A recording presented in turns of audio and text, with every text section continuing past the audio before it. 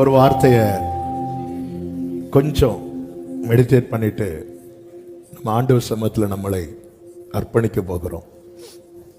Mark சுவிசேஷம், அப்படியே உட்கார்ந்துக்கோங்க. 4வது அதிகாரத்தை எடுத்துக்கொள்ளுங்கள். கடந்த நாளிலே பலப்படுத்தின ஒரு வார்த்தை,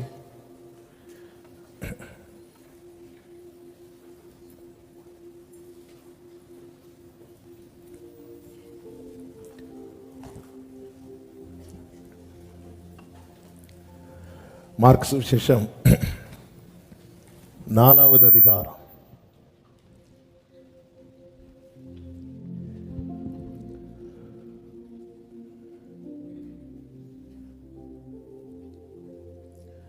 அதனுடைய 38வது வசனத்தில் இப்படி சொல்லப்பட்டிருக்கிறது: கப்பலின் பின்னணியத்தில் அவர் தலையணையை வைத்து நித்திரையாயிருந்தார்.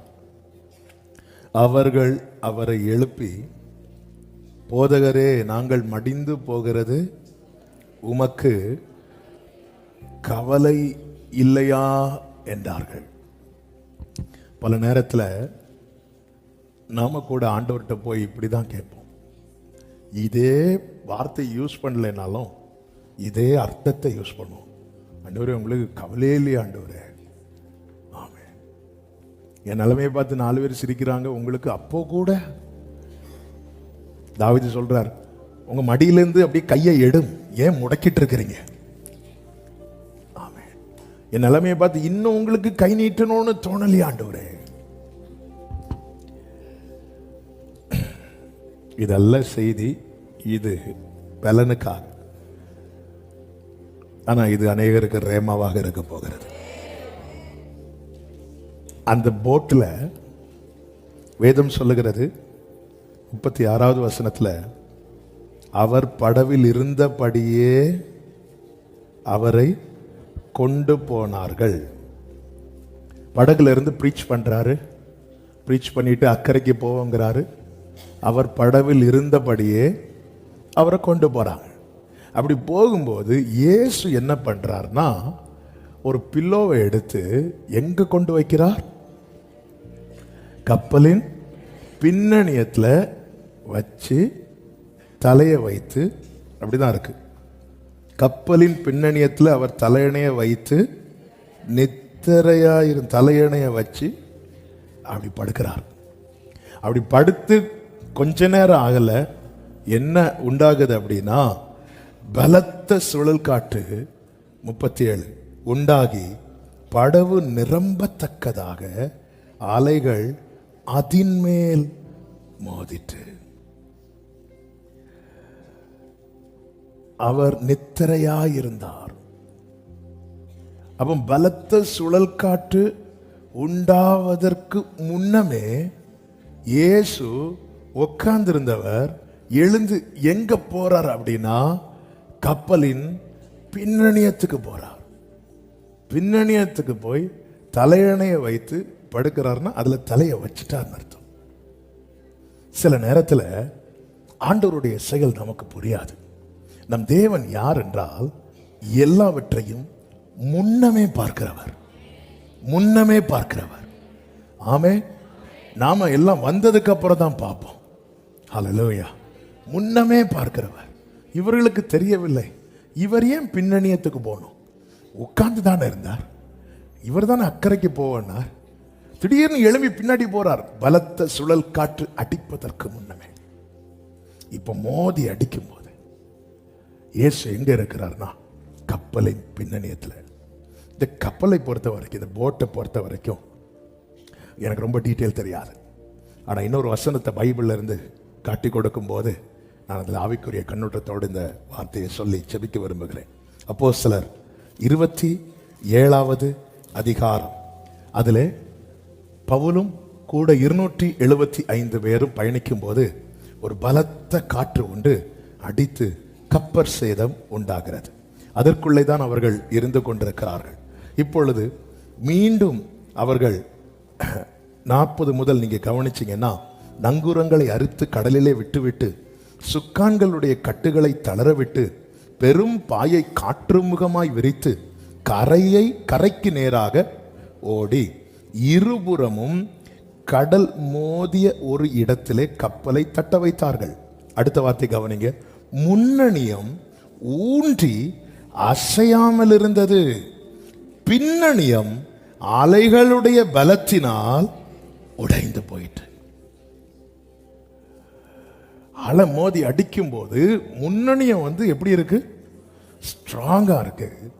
ஆனா பின்னணியம் அலைகளுடைய பலத்தினால் உடைந்து போயிட்டு.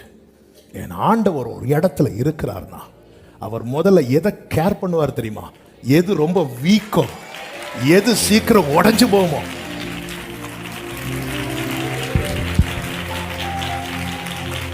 ஹல்லேலூயா. உங்க வீட்டில் நீங்க தான் ரொம்ப பலவீனமா இருக்கிறீங்களா? அவர் உங்க விஷயத்துல தான் முதல்ல தலையிடுவார். ஆமென். அவர் பலமுள்ளவைகளை வெட்கப்படுத்த பலவீனமானவைகளை நல்ல கையை தட்டி தேவனுக்கு மகிமை.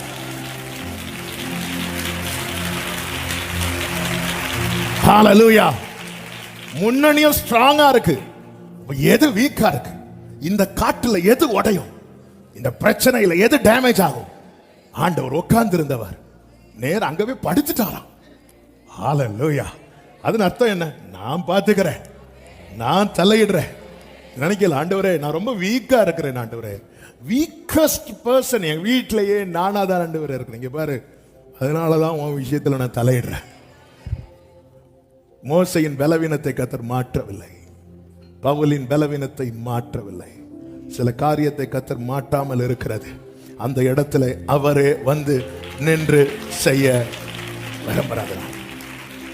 சில நேரத்தில் நமக்கு தோணும் அவங்க எல்லாம் செட்டில் ஆயிட்டாங்க, எங்க வீட்டில் இவங்கெல்லாம் ரொம்ப ஸ்ட்ராங்கா இருக்கிறாங்க, இவங்கெல்லாம் ரொம்ப செட்டில் ஆயிட்டாங்க, தலைவெல்லாம் செட்டில், நான் மட்டும் கப்பலின் பின்னணி நித்திரை செய்திடும் கர்த்தர் நம்மோடுண்டு.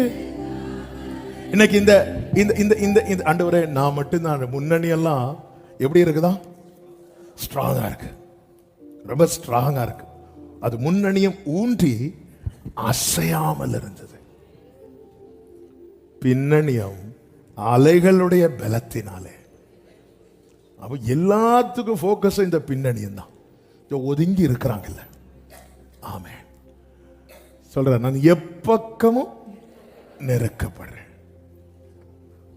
என் பாட்டுக்கு நான் ஒதுங்கி இருக்கிறேன். சில நினைக்கிறாங்க யாருக்கும் ஒரு பிரச்சனை வேண்டாம்னு ஒதுங்கி இருக்கும்போது அலை கரெக்டா வந்து என் வாழ்க்கையில தான் அடிக்குது. உடஞ்சிரும்னு தெரியும். ஆமென்.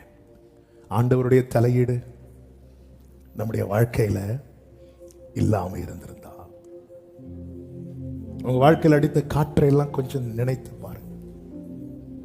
முன்னணியம் போல இன்னும் நம்ம ஊன்றி கட்டப்படாமல் இருக்கலாம், இன்னும் செட்டில் ஆகாம இருக்கலாம். ஆனாலும் இன்னும் இந்த படகு உடையல. முன்னணியம் போல ஊன்றி நாட்டப்படாமல் இருக்கலாம், ஸ்ட்ராங்கா இல்லாம இருக்கலாம். பணப்பட்ட கஷ்டத்துக்கெல்லாம் பலனம் பார்த்தாச்சு, அப்படி ஒரு நிலைமை கூட இல்லாம இருக்கலாம். ஆனாலும் அலைவுபட்டது இன்னும் இந்த பின்னணியும் உடையல. எத்தனை பேர் சொல்ல முடியும்? அப்ப ஒரு காரியம் இன்னைக்கு உறுதியாகுது. என்ன? என் விஷயத்துல ஆண்டவர் தலையிட்டுட்டார். நம்புறவங்க மட்டும் நல்ல கையை தட்டி ஒரு விஷயம், இன்னும் என் வாழ்க்கையில் நிறைய அலை அடிச்சிருக்குன்னு சொல்றவங்க மட்டும் அப்படி வெக்கப்படாம கை தூக்குங்க. எனக்கு தெரியும் எல்லாரும் கை தூக்குவீங்க. ஆமென். சிலர் எதுக்கு தூக்குறோன்னு பரவாயில்ல, தூக்கிவோங்க. ஆண்டவரை பார்த்தீங்களா? எப்போ வந்து அலை அடிக்கிறதுக்கு முன்னாடி போய் உட்காந்து அலை அடிச்சதுக்கு அப்புறம் தூங்க இவங்க விட்டுருப்பாங்களா? விட்டுருப்போமா? விட மாட்டோம். ஆண்டவர் பார்த்துட்டே இருக்கிறார். அப்போ என் வாழ்க்கையில் ஒரு அலை அடிக்குதுன்னா, அலை அடிக்க போறதுக்கு முன்னாடியே ஆண்டவர் ஒண்ணு செய்கிறார். அது எனக்கு தெரியல, ஆனா அப்படி செய்யறதுனாலதான் இன்னும் இந்த படகு உடையல. அலைய அடிக்கிறது ஆண்டவருக்கு தெரியும். அதை அடிக்காம ஆண்டவரால காக்க முடியுமா? முடியும். அப்ப அலைய தேவன் அடிக்க அனுமதிக்கிறார்னா ஒரு காரியம் அதுல தெரியுது, என்ன? அவர் அங்க வர விரும்புறார். 7 மடங்கு அக்கினிய அனுமதிக்காம கர்த்தரால சாத்ராக் மேஷாக் ஆபேத்நேகோவை காக்க முடியுமா? முடியும். அப்படி இருந்து அனுமதிக்கிறார்னா அவரும் அங்கே வந்து இருக்க விரும்புறார். அல்லேலூயா. இவங்க பார்த்ததெல்லாம் ஆமென் கொந்தளிப்பு. ஆனா இயேசு அவர் உட்கார்ந்து இருக்கிறபடியே உட்கார்ந்து இருக்கிறார். பிரீச் பண்ணிட்டு அப்படியே தூக்கிட்டு போறாங்க. ஆண்டவர் பார்த்தார். ஆமென். பில்லோவை தூக்கி பின்னணியத்துல போட்டு. ஆமென். சிலர் வந்து இருப்பாங்க பாருங்க, எல்லாத்தையும் தூக்கிட்டு வந்துட்டீங்கன்னா கொஞ்ச நாள் உங்க வீட்டில் தான் தங்க போன, நமக்கு இடியே விழுந்தது போல இருக்கும். ஆண்டவர் வருவார். ஆண்டவர் வருவார் வந்து பின்னணியத்தில். ஆமாம். ஆண்டவர் முன்னணி ரொம்ப ஸ்ட்ராங்கா இருக்கு. ஆண்டவருக்கு தேவை ரொம்ப வீக்கா. ஏன் பலவீனனை தெரிந்தெடுக்கிறார் தெரியுமா? ஒரு பலவீனன் எப்பவுமே ஒருத்தங்களை சார்ந்துதான் இருப்பான். அதனாலதான் பவுல் எப்பவுமே கிருபையை சார்ந்து இருக்கிறார். இந்த பின்னணியத்தை கர்த்தர் தெரிந்தெடுத்ததுனால வாழ்க்கையில் எத்தனை ஒவ்வொருத்தரா வந்து பிரச்சனைகளை சொல்லுவாங்க, போராட்டங்களை சொல்லுவாங்க. ஆமே. சில வந்து சொல்லுவாங்க. கடந்த நாள் ஒரு சகோதரர் வந்தார், வந்து ஆபீஸ்ல கேட்டிருக்கிறார், இன்னைக்கு எனக்கு பாஸ்டரை பார்க்கணும், ஏன் பார்த்துட்டு நான் சூசைட் பண்ண போறேன். அவ்வளோ பிரச்சனை, எல்லாருக்கும் அவ்வளோ நெருக்கம். ஆனா இன்னும் இந்த படகு உடையாம இருக்குன்னா என்னை கேட்கிற எங்க இருந்து யார் கேட்கறீங்கன்னு தெரியல. நேற்று இரவில் இந்த வார்த்தையை கர்த்தர் காண்பித்தார். ஒரே ஒரு கேரண்டி, உங்க விஷயத்துல அவர் தலை போட்டுட்டார். உங்க விஷயத்துல கர்த்தர் தலையிட்டு விட்டார். நம்புறவங்க நல்ல கைகளை தட்டி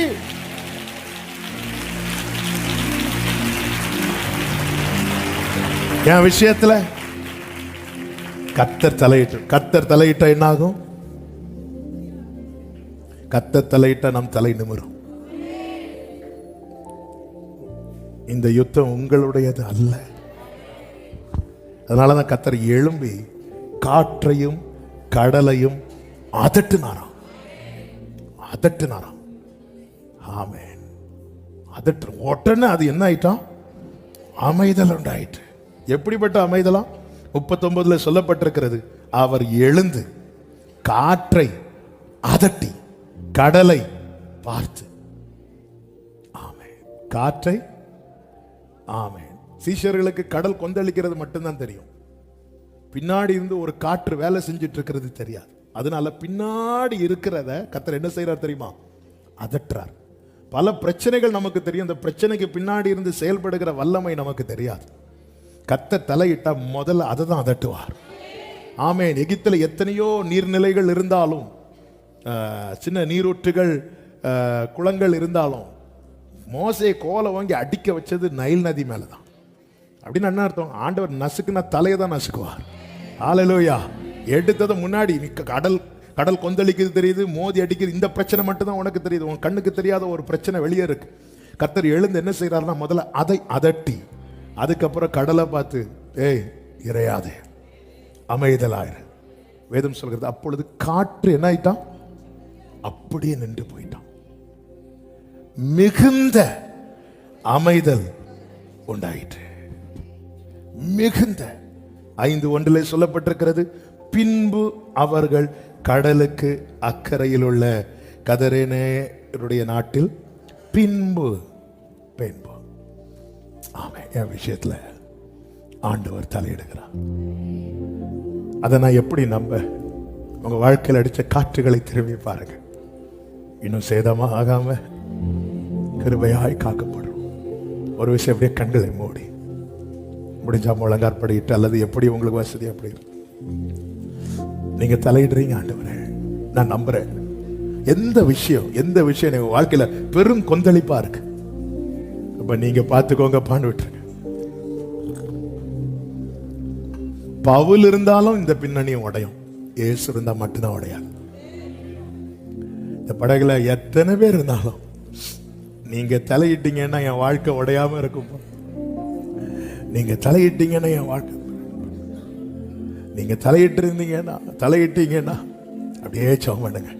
ஒரு 5 நிமிஷம் அப்படியே ஜெபம் பண்ணுங்க. இயேசு உண்டு. ஆமென். நீங்க தலையிட்டீங்கன்னா அப்படி ஒரு மிகுந்த அமைதல், இன்னைக்கு அடிக்கிற இந்த கொந்தளிப்பு ஒரு மிகுந்த அமைதலாய் மாறும். ஆண்டவரே மிகுந்த அப்படியே ஜெபம் பண்ணுங்க. கர்த்தர் என் கூட தான் பேசினார் நிச்சயம் உள்ளவங்க. இந்த டைமை நல்லா யூஸ் பண்ணுங்க. உங்களுக்கு ஆண்டவர் சமூகத்தில் நல்லா அழணும்னு தோணுச்சுன்னா நல்லா அழுங்க. மனம் விட்டு பேசணும்னு தோணுச்சுன்னா மனம் விட்டு பேசுங்க. நீங்க தலையிட்டீங்கன்னா என் குடும்பம் நல்லா இரும்பா, இந்த கொந்தளிப்புக்கு என் குடும்பம் தப்பு வைக்கப்படும்பா, இந்த காற்றுக்கு என் குடும்பம் சிதறாம இருக்கும்பா. நீங்க தலையிட்டீங்கன்னா